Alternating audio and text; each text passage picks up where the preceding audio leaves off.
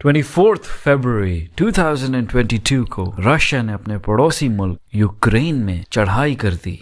इसके पीछे कई वजूहात थीं। नेटो एक रशिया मुखालिफ इत्तेहाद है यूरोपियन मुल्कों का, जिसे अमेरिका लीड करता है। यूक्रेन की नेटो इत्तेहाद में मुमकिन शमूलियत से रशिया को खतरा इस बात का था कि नेटो रशिया के बॉर्डर तक आ जाएगा। इससे खित्ते में रशिया की इजारादारी कम होगी। फिर रशियन सदर व्लादिमीर पुतिन के बारे में कहा यह जाता है कि वो रूसी तारीख के उन हुक्मरानों जैसे पीटर द ग्रेट से बहुत मुतासिर हैं, जिन्होंने रशियन एम्पायर और उसके बाद आने वाली सोवियत यूनियन के दिनों में रशिया के रकबे और कंट्रोल को बढ़ाया। पुतिन की ख्वाहिश ये है कि जब वो अपनी कुर्सी से जाएं, जब भी जाएं, तो उन्हें दुनिया स्पेशली रशिया के लोग याद रखें कि ये वो बंदा था कि जिसने यूक्रेन रशिया की गोद में वापस डाला। पुतिन हमेशा से चाहता था यूक्रेन उसकी लेगेसी का क्राउन जूल हो। लेकिन हुआ क्या? क्यों पुतिन अब तक नाकाम नजर आ रहा है यूक्रेन पे कब्जे के गोल को हासिल करने में? इसकी कई वजूहात हैं। पहली तो ये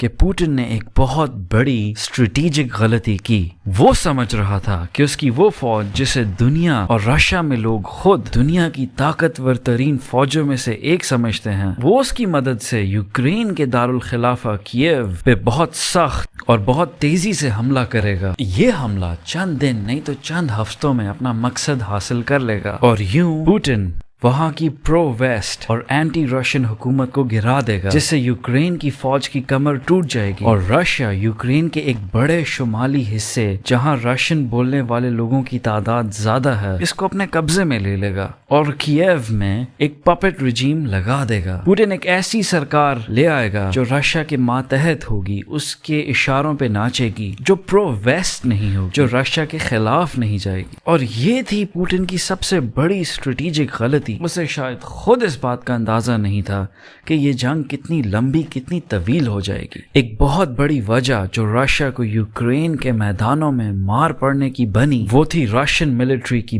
बदतरीन नालायकी और करप्शन। इस जंग ने खुलकर ये बात साबित कर कि रशिया की फौज उतनी ताकतवर नहीं है जिसका तासुर वो दुनिया को देती चली आई है परेड्स और फौजी मशकों के जरिए। कई लोगों का मानना ये है कि रशिया ने इतना प्रोपेगेंडा किया, अपनी ताकत के बारे में दुनिया से इतना झूठ बोला कि वो उसे खुद भी सच समझने लग गए। वो खुद भी इस धोखे की मार खा गए कि उनकी फौज इतनी मजबूत है कि वो पैरों तले रोन सकती है यूक्रेन जैसे मुल्क को, जो रकबे के एतबार से बहुत बड़ा है, जिसको फतह करने में बेशुमार चैलेंजेस उन्हें फेस करना होंगे, जैसे कि जंगी साजो सामान बाहिफाजत एक जगह से दूसरी जगह पहुंचाना। फौजी प्लानिंग इतनी बुरी थी कि देखने में ये आया कि रूसी फौजियों के पास खाना बहुत थोड़ा, बंदूक की गोलियां कम थी। वो ट्रक्स और टैंक्स जिनमें उनके काफिले चल रहे थे, उनके पास उनको चलाने के लिए तेल नहीं था। नए भर्ती किए हुए फौजियों की ट्रेनिंग इतनी बुरी थी, जो असलहा उन्हें दिया गया था वो उन्हें चलाना भी नहीं आता था। उनका एक दूसरे से राब्ता करने का सिस्टम गैर महफूज था। जब वो राब्ता करते थे एक दूसरे से, वो अपनी लोकेशन को लीक कर देते थे और यूं रास्ता हमवार कर देते थे अपने ऊपर हमलों का। रशिया बहुत ज्यादा पैसा खर्च करता है अपने दिफा में, अरबों डॉलर्स, लेकिन ये देखने को मिला कि इसकी फौज जो असलहा, टैंक्स, बंदूकें, जहाज इस्तेमाल कर रहे हैं वो पुराने हैं या नाकारा हैं। उनमें जो पुर्जे लगे हैं वो करप्शन की वजह से गंदी क्वालिटी के हैं। इसके मुकाबले में यूक्रेन, जब 2014 में पुतिन ने यूक्रेन का एक हिस्सा क्राइमिया कब्जे में लिया, उस वक्त कहा यह जाता था कि यूक्रेन की फौज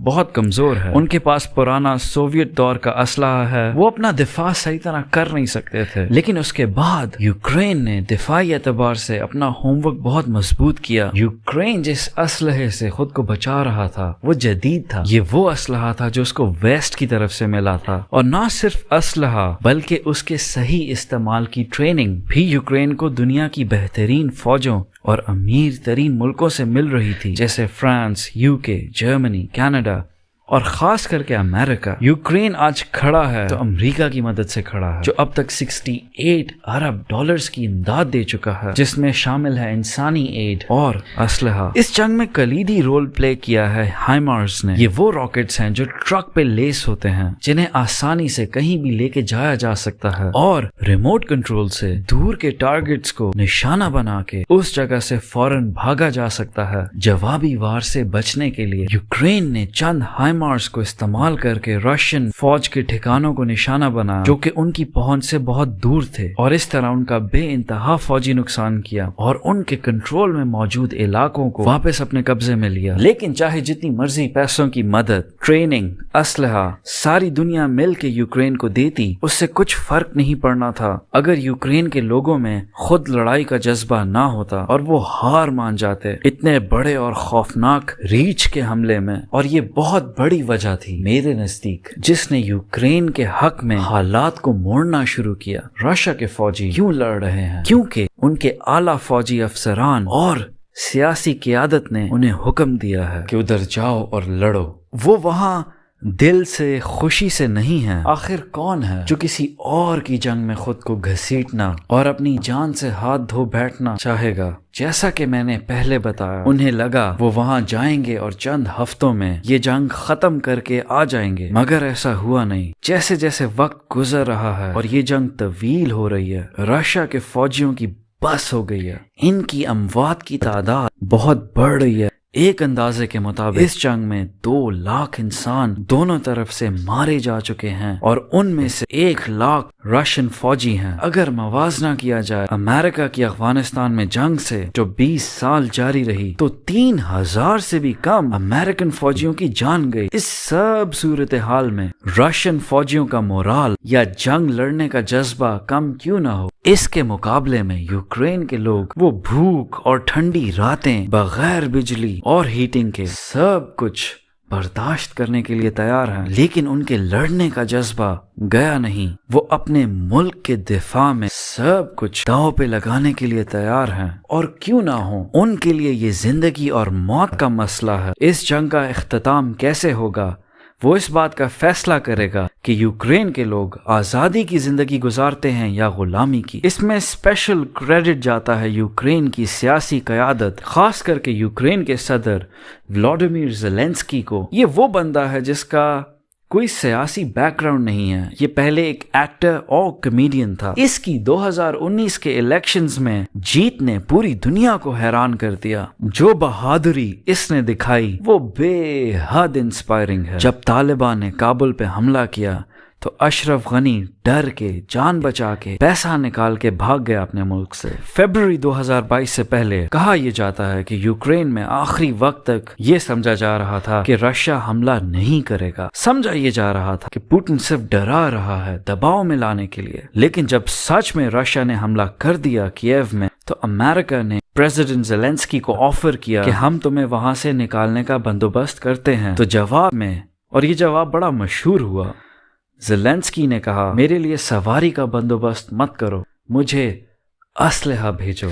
ज़ेलेंस्की ने UK parliaments, EU parliament, American Congress और थिंक टैंक्स से वीडियो लिंक्स के थ्रू तकारीर करके उनके लहू गरमाए और दुनिया की हमदर्दी बहुत तरीके से अपनी तरफ और अपने मुल्क की तरफ खींची। यूके पार्लियामेंट से बात करते हुए प्राइम मिनिस्टर विंस्टन चर्चिल के जुमले दोहराए जो उसने तब बोले थे जब बरतानिया की जंग नाजी जर्मनी से चल रही थी और लग रहा था कि हिटलर एलाइड फोर्सेस की कमर तोड़ देगा। सियासत में आने से पहले ज़ेलेंस्की का ताल्लुक मीडिया के शोबे से था, लिहाजा इस बंदे का जो एक स्ट्रॉन्ग पॉइंट था वो ये था कि ये कैमरा के आगे बगैर झिझक के पूरा एतमाद अंदाज में बात कर सकता था। उसे पता था इस बात का कि कैमरा, सोशल मीडिया एक टूल है जो बहुत फायदेमंद साबित हो सकता है। ये एक हथियार था जो ज़ेलेंस्की ने बावकार अंदाज में पुरजोर तरीके से बार बार इस्तेमाल किया रशिया के प्रोपेगेंडा को तोड़ने में और दुनिया के लोगों का दिल जीतने में। जंग के शुरू के दिनों में ज़ेलेंस्की कीव की गलियों में गया, रशिया बमबारी कर रहा था और अपना फोन निकाल के सेल्फी कैमरा से पहले खिताब में इस लीडर ने अपने लोगों का हौसला बढ़ाया,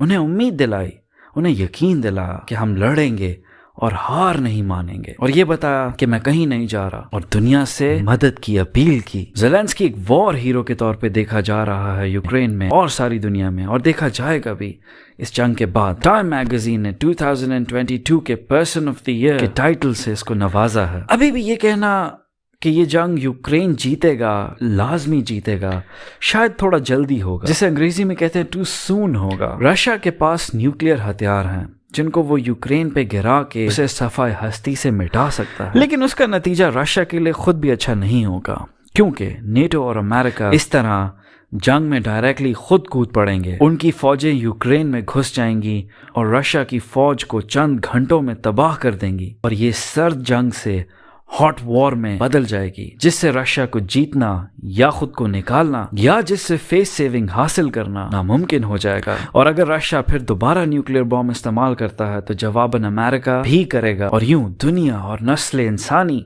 खत्म हो जाएगी। पीछे बच जाती है एक ऑप्शन जो कि कम बुरी है लेकिन बहुत अच्छी भी नहीं है, और वो ये कि ये जंग चलती रहेगी लंबे अरसे तक और बन जाएगी रशिया की फॉरएवर वॉर, क्योंकि ना रशिया पीछे हटेगा अपनी कौमी गैरत और अना की वजह से, और ना यूक्रेन पीछे हटेगा जब तक वो उन सब इलाकों को वापस अपने कंट्रोल में ना ले ले जो अभी रशिया के कब्जे में हैं, जो शायद उसके लिए अगर मुमकिन ना हो तो आसान भी नहीं होगा। इस जंग की वजह से आगे ही दुनिया बहुत नुकसान उठा चुकी है, खास करके गरीब ममालिक बढ़ती महंगाई की शक्ल में। इसने ज्यादा जरूरी इश्यूज जैसे माहौलियाती तब्दीली के असरात से तवज्जो हटाई है, और आने वाले दिनों में कितना नुकसान होता है दुनिया को इस जंग का, ये तो वक्त ही बताएगा।